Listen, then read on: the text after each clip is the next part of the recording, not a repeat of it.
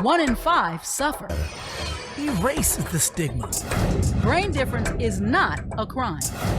Mental health isn't just your problem. It's our problem. And now, Mental Health Mondays with Marla and Dave. Welcome to Mental Health Mondays. Back to Mental Health Mondays. This man. We're so glad that Lalah could join us and speak with us. Well, Lalah was here last week. I get it, but now we want to turn the corner. Exactly. And because Lalah is legendary in her own right, and so we could really spend an hour just catching up with Lalah on what Lalah has been up to.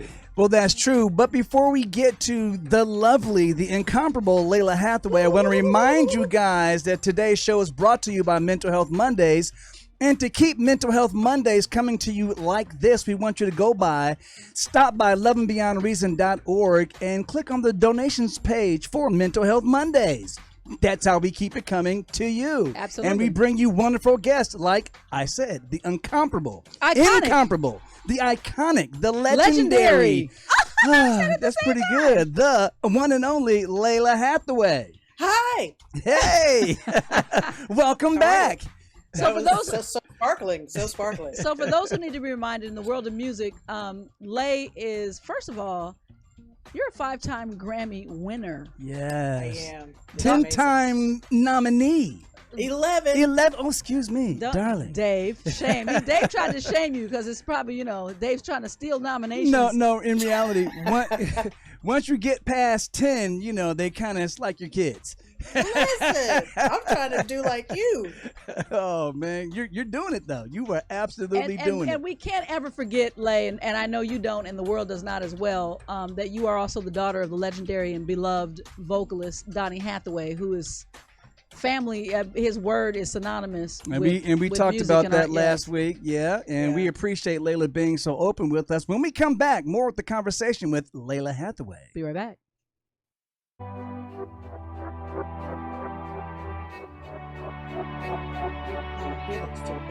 Help someone who is struggling by supporting the National Alliance on Mental Illness and be a part of the NAMI effect. Hope starts with you. Hey guys, listen up. Learn something. All right, before we actually get into what you currently have cooking, Lalah, which is always something, and it's always any accolade that you receive, by the way, and we all know that it's not only are you worthy, but it's been a long time. Well deserved. Coming. Yes. Absolutely. Yes. Thank you. All right. So listen, I have to share a story. I have to. So when Lalah got, I believe it was your first nomination, and Dave was gone out of town, and she had a nomination party. Yes. And I was like, how can we have a party? And ironically, it was at a bowling alley, and I said, how can we have a party for Lay for a Grammy nomination for Grammy and not have a Grammy at the actual party? Now, mind you, I was out of town. So I showed up. And I brought with me one of Dave's Grammys. And Yes, Lalah, Lalah, please what did I do? Tell the people what you did, Lalah. Do you want me to tell them or you want to tell them? I breastfed that thing. She I did. put it right to my bosom. Lalah nursed the Victrola into. I did. The Grammy itself was so appreciative of Lalah's nurturing spirit. With the milk of soul music. The milk of soul So music. I would like to say that many people may not know the story, But wait, she won. She won. And Dave's Grammy impregnated Lalah with quintuplets. With Quintuplets. Yes. I'm looking for octuplets or tentuplets. My Grammy strength is strong. So yes. Get this, Lalah. We have something else to share with you. Marla shared that exact story with another guy a friend of ours that came over to the house after we were playing pickleball or something Shout like out that. to Jared Johnson. Jared Johnson. Lo and behold, he does he strokes the he Grammy does a song. of lactation. He literally does an arrangement and performance of Lift Every Voice and Sing. And then he got nominated. He's nominated, and we'll know on Sunday. Out of here. He said, "What did Lalah do?" He says, And I don't have breasts." I said, "Well," Marla said, "Well, you might want to hold it up there." He held it up. He's nominated. Just treat it like a little baby. I was think very it's that Grammy. I have though. to be very concerned though that's how he handled that, because if a member had come out, never mind. Well, Anyway, just that wait had been till a I problem. wait till you see what I do with the Grammy next. That's all it takes, Lord. Put it away. This Put it Grammy needs to away. be baptized. I see that now. Yes. But anyway, so yeah, shout out to Jared and Alvin Alvin, Chia yes. for their Good luck. and their category is Best acapella, best arrangement by instrumental or vocals. Excellent. okay. They got that. They got that. They got that. They They got that. you know, and it's a timing thing. And lift up your voice and sing is the time is now for that. Yeah. Wow. So Good Lay, luck. what I'm sorry, I know that there's another nomination. Tell us a little bit about that on the table There's- right now. There's not a nomination right now. There is a. We're not supposed to talk about it, although Oh. people do talk about it. It's okay. So there's a little award, that rhymes with Posker. Yes. And Well, can I talk about it because I was yeah, because I don't know about it, and I'm not nominated for one. Right. I might be one day. well, we That's do the- know that you did a song with Robert Glasper. And it Yes. is it's seriously being considered from what I hear. That's what you heard. From don't what know I about hear, it. you know what I mean? You don't know anything about that, but from what I No. heard, Yeah. it's Mhm. being People are seriously considered is it song of the year for the for Oscars? best song. But let me just tell you that there are a lot of great songs in the category. Oh, always. So just to even Always. be in the what I call Right. the noms, to be nominated for a chance To be nominated. is great. Right. And I'm going to put that on my resume. I don't care what happens Absolutely. anymore. Absolutely. And you know what? All you have to do is find somebody with an Oscar. See what you can do and with that. breastfeed it. You I never don't know know. any. I mean, I think Layla, I'm gonna have to jack somebody. I can find one for you. maybe Glasper has one already. I'm gonna have to just Mhm. figure it out. I'm gonna Yeah. have to figure it out. I think Dave needs to do another visit to David Foster's house. Oh yeah. If I tried to Well, run away with an Oscar from someone's house that I didn't get permission to, we'll leave it at that. Just borrowing it, just because so it can be nurtured. That's all. So Lay, just I want to just right quick segue into just or continue the conversation as far as your legendary musical contribution and as it has collided with your voice and your reasoning when it comes to mental health. Is that a question? Well, yeah, it's kind of. Well, I mean, well, actually, we covered that last No, week. no, that's not what I'm saying. What I'm Okay, sa- help what- me that's- understand. that's I don't not- understand what you're talking that, about. because what I'm saying is that everybody has. So in other words, Layla has such a legendary impact on the world of music. So here we are talking thank about you.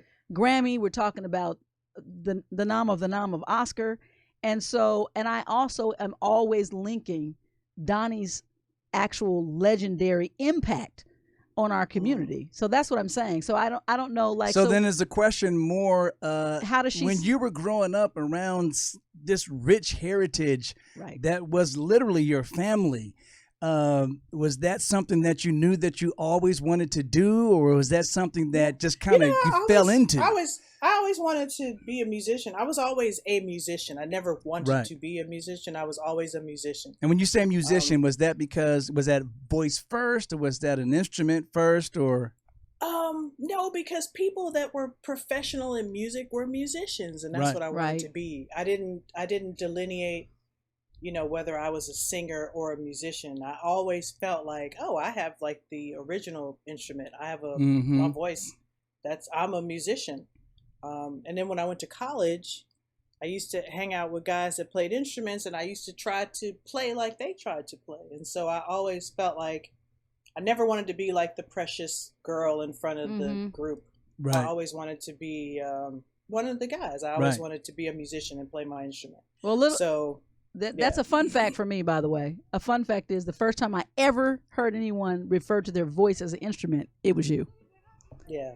When you said, It's- I got to take care of my instrument, and I was like, wait, what are you playing? Like, what does that mean? Like, and you were like, huh, silly? It's my voice. It's crazy. If you go into like a class of people and you say, how many, you go to music school and do a clinic, how many of you are musicians, really musicians? And like all the boys raise their hand. Right. How many of you are singers?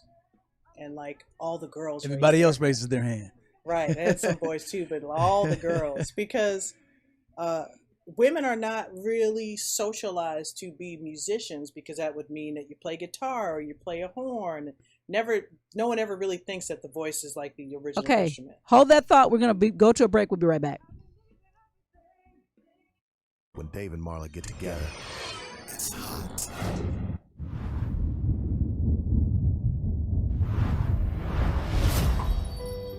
You may not realize it, but these words, often used to describe someone with a mental health condition, can be very harmful. In a country where 1 in 5 people are affected by a mental health condition, it's time for all of us to step up and change the conversation.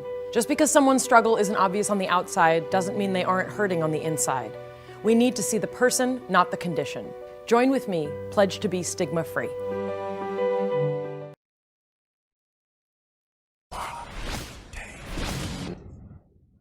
It's time for the Mental Health Minute with Marla and Dave. All this month, we've been presenting the key findings of the mental health state of America according to the mental health, or the annual report released by mentalhealthamerica.gov. Here's what the data shows. More people are reporting frequent thoughts of suicide and self-harm than has ever been recorded in the MHA screening program since its launch in 2014. Since the COVID-19 pandemic began to spread rapidly in March 2020, over 178,000 people have reported frequent suicidal ideation. Young people are struggling most with their mental health. The proportion of youth ages 11 through 17 who accessed screening was 9% higher than the average in 2019. Young people are struggling most with their mental health. The proportion of youth ages 11 through 17 who assess. Did you? I just did that one. So what Marla should have been saying is rates of suicidal ideation are highest among youth, especially LGBTQ plus youth. In September 2020, over half of 11 through 17-year-olds reported having thoughts of suicide or self-harm, more than half, or nearly every day of the previous 2 weeks. We will bring you the final results of the report next week. This message is brought to you by Mental Health Mondays in conjunction with Loving Beyond Reason and NAMI San Fernando Valley. David is a thinker. I never do anything without thinking about it first. Marla is a feeler. I basically wear my personality on my sleeve. But when Marla and Dave get together, it's like a match dancing with a firecracker.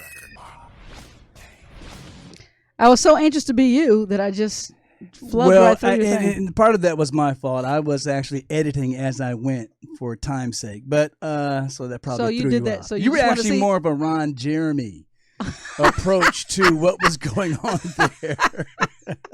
You see how he treats me, Lalah? Whatever was on the teleprompter, right. You were ready to read along with it. You don't know Ron Jeremy? She said, Oh, no, that's hilarious. I said Ron Jeremy, and I meant Ron Burgundy. This is becoming the most. Wait, did you really mean Ron Burgundy? I meant Ron Burgundy. That's why I said. You told up all your tea, Dave. Hush, Dave. Be quiet. That is funny. Oh my goodness! But that's what happens when we get together with our friend Lalah. I was gonna say I feel like that I have a mental health COVID breakdown because Lalah and I are very good friends and we haven't been able to see each other. So I'm trying to shove everything into this 1 hour, and it's just not. It's the fact that he said Ron Jeremy and then he did that sound effect, and I was like, oh. Threw everybody off. Had I gone with it, understanding what I said, I probably could have made some sense. Anyway. Oh my goodness. Okay, that's the best laugh of the month. That is hilarious. So Lay, we left off before we went to the break, and we were talking about, you were basically talking about the difference, or what you observed when you were in college or in your university, about the difference between a musician, how people see themselves, between a musician and a singer. And you always think- saw yourself as a musician. I did, and I think that women are sometimes socialized to see themselves as less than somehow, and that was my quest, was to be able to hang with the people that I thought were great, male and female, and so I always thought of myself as a musician. Did you have pressure at all? Because, you know, the minute, and I said this on the live earlier, you know, your last name alone, like that's just it. Like it's like the first and final word in music excellence in the community. For real. When you say Hathaway, boom. Wait a minute. First thing that pops out your mouth, Donny Hathaway. Second thing that pops out your mouth is Lalah Hathaway. So when you were finding your voice, was that something that you embraced, or did you feel pressure to live up to? I never felt any pressure to live up to anything. And the greatest thing about being me is that I am the daughter of a father. And so I will never be that. I never have to be that. Right. But the greatest thing is that I can rest in the comfort of knowing that I come from like the greatest singer who ever lived, and that I can just find my path. So I never felt any of that kind of pressure. No. Did you ever have a, oh my God, I have this gift moment? Like your tone and everything is so. When did you Johnny-esque. first realize the depth of your gifts? I guess that's what. No, I'm saying exactly what I said. No, that's what I'm saying. I meant what I said. No, that's what I'm saying.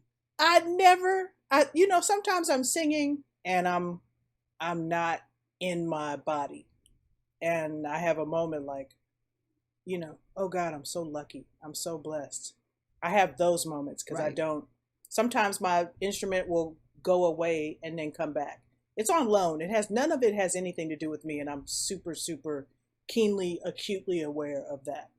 What do you mean on loan?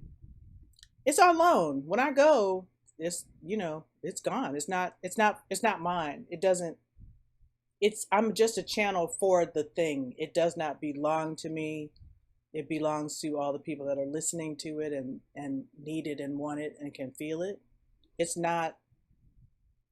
It's of me. It's not me. Does that make sense? Well, that leads me to another question, though. So going back to when you said that you first understood and you realized that your instrument was the original instrument. Now, do you think that applies to everyone who sings at any different level, or just those who take it to the level and apply the discipline that other musicians do to their instruments? I think esoterically speaking, there are some that have really elevated the craft of vocalizing.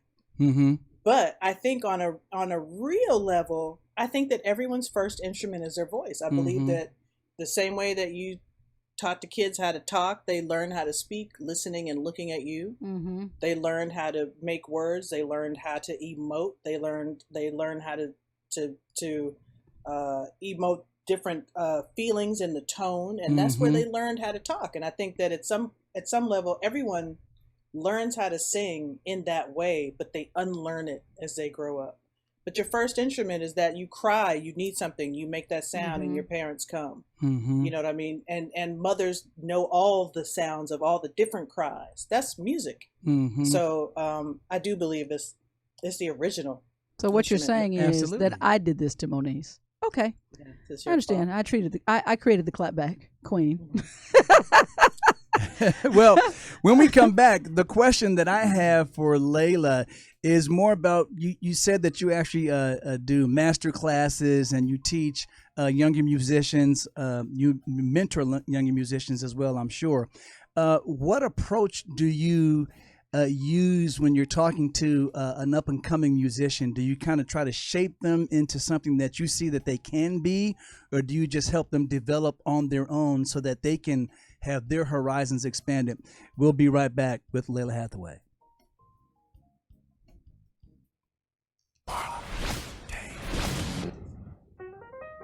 All right, that music says what? Who's shacked up I really for me don't to dance this thing? I really don't know what's going on today. Marla is so excited that we have our good friend Lalah back I do with really us. miss Lalah. I do. I have to be honest. Marla, what was the poll question last week? Okay. Mental Health Monday, focus. Last week's poll question: what percentage of adults with mental illness report an unmet need for treatment? Your options were A, 12%, B, 18%, or C, 24%. We'll give you first shot at this, Lay. So we'll ask I'm it going to again. say 67%. Was that one of the answers? What percentage of adults with 99.9? mental illness report an unmet need for treatment? They haven't been treated. And your options were 12, 18, or 24. And yes, Layla, it is the 24. highest number, 24%. Yeah. Marla, what's the new poll question for The next new poll week? question is: what percentage of youth with depression do not receive any mental health treatment? A, 13%. That would B, be 15%. A, 15%. B, 40%. Yes. Or C, 60%. There you go. And remember, once again, I'm going to harp on it always. Stop by Love and Beyond Reason or NAMI San Fernando Valley and check out the Mental Health Mondays page. We need and would love your support. Yes. See And you next. vote. Absolutely. Vote on these poll questions. We'll be right back.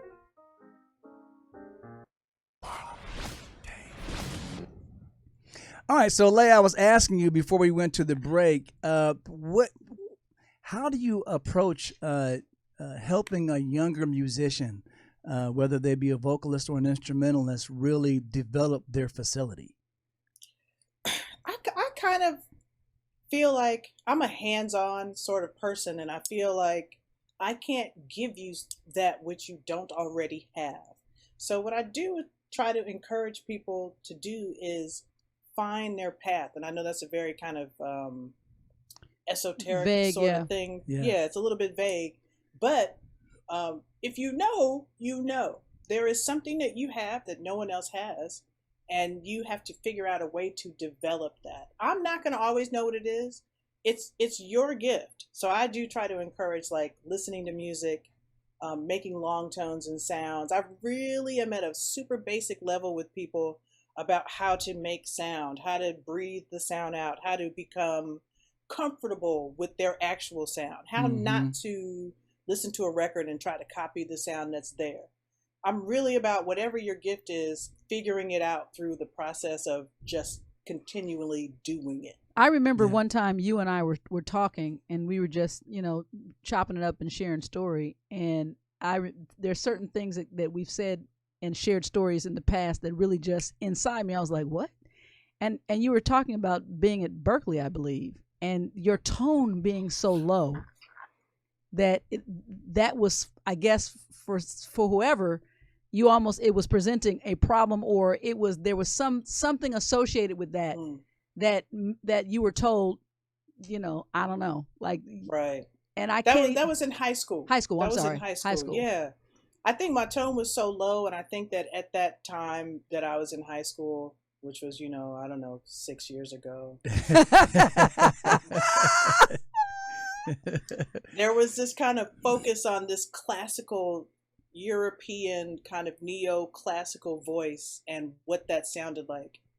And really, I didn't sound like any of that. And so for someone teaching that, my voice is heavy and more gospel and more breathy. And, I've had teachers tell me any number of things that in my mind now just were not correct. I had one teacher, I asked the teacher once to show me some way I could work with the chord I was singing. And she said, well, your voice is not supposed to do that. And I said, but it does do that. So what do I do with what I can do? I think a lot of things have changed. I study with the coach, Lucy, in London, and she teaches me all kinds of different things, like the way that even breathing exercises are given now. It's almost like you're teaching athletes how to breathe for athletics. So things are different now. Things are more open now. There's a lot more people in the space saying, no, this is actually what I sound like. So let's deal with this. And that is, I guess, my question. The second question to that, or the sub question or statement, would be finding your focus to just do you through negativity, which there's so much of that right now in this world. Everything is about, the criticism. We joked about clapback, but that's interesting to me because it didn't deter you. You were not deterred. Yeah. It didn't deter me because I understood my path, and that is key. There are a lot of people when I go to the clinics, and the first question they ask is, "So how do we get on the playlist at Spotify? How do we get a record deal?" Which I don't even know. Do they even do those anymore? How do we get on? You know, there's this the passion for the music is here, and the want for all the stuff that they think comes with it is up here. So a lot of what I'm talking to people about is figure out if music is your passion. Figure out if it's the thing you wake up in the morning and you want to do. Figure out if you would work at the Farm Fresh and do music on the weekends because you love it that much. Because most people in the music industry are not going to make any money. Did she say Farm Are Fresh? also working at Farm Fresh. That was a reach. She went to Farm Fresh. It's true. It's true. Amazon. No, that's very true. It's a unique experience. The road that we travel. I want to go back to. I remember in just hanging around as friends when I first heard you do the. Ooh, I can't even do it. Ooh, ooh.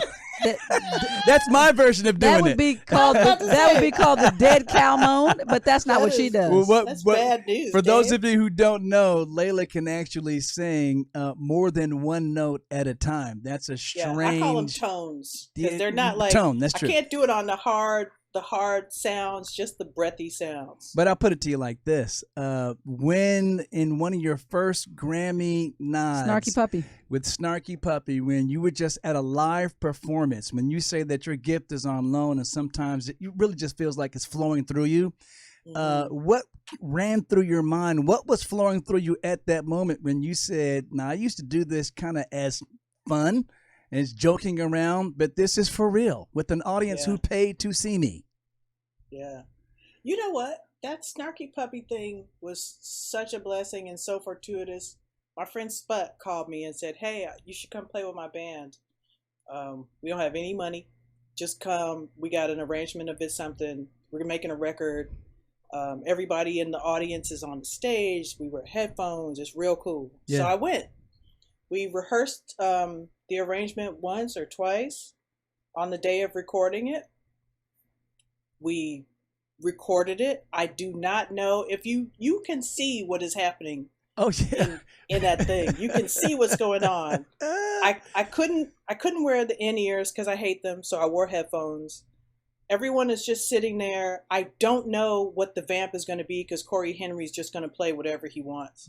So there's all that time that goes up into that thing, and then I try it twice and it doesn't work, and then I try it 2 more times and then it worked. So it's actually, I'm learning it and working it out real time. Yeah. So sometimes when I watch that video, I get chills because, I mean, you know me, if someone calls me up to sing, I may do 8 bars. Right.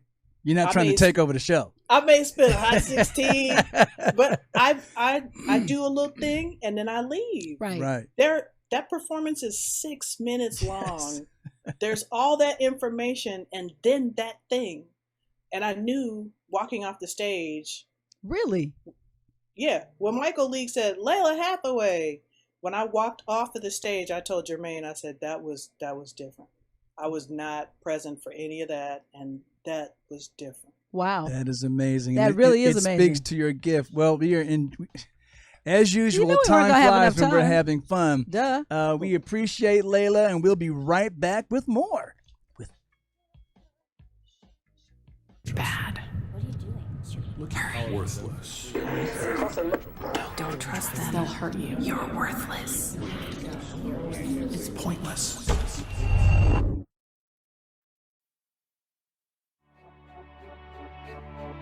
When the pain of schizophrenia meets hope, everything can change. Help someone who is struggling by supporting the National Alliance on Mental Illness and be a part of the NAMI effect. Hope starts with you.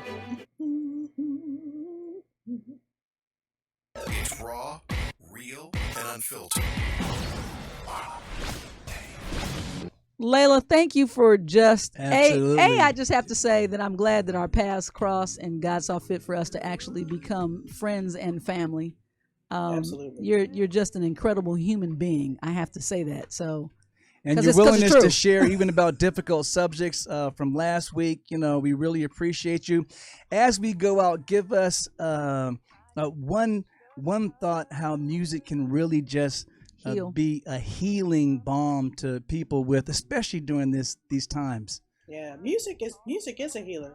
It's love. It's all of those things. Music, for me personally, is my best friend in the room that knows everything about me, that knows when I'm ready to leave, that knows who I think is cute in the room, that knows when I'm mad. So for me, music is always a place where I go. It's like my church. That's awesome. And this is just in a word. Are you ready to DJ my next party? Listen, girl, I have not even touched a Okay, turntable that's enough. in That's so enough long. out of you. That's enough out of you. I don't want to hear this COVID delay. Zip it. I got a shed. Our guest has been Lalah Hathaway. She's been with us for a couple of weeks. We appreciate you, Lalah. Love you. See you soon. Thank you. Love y'all too.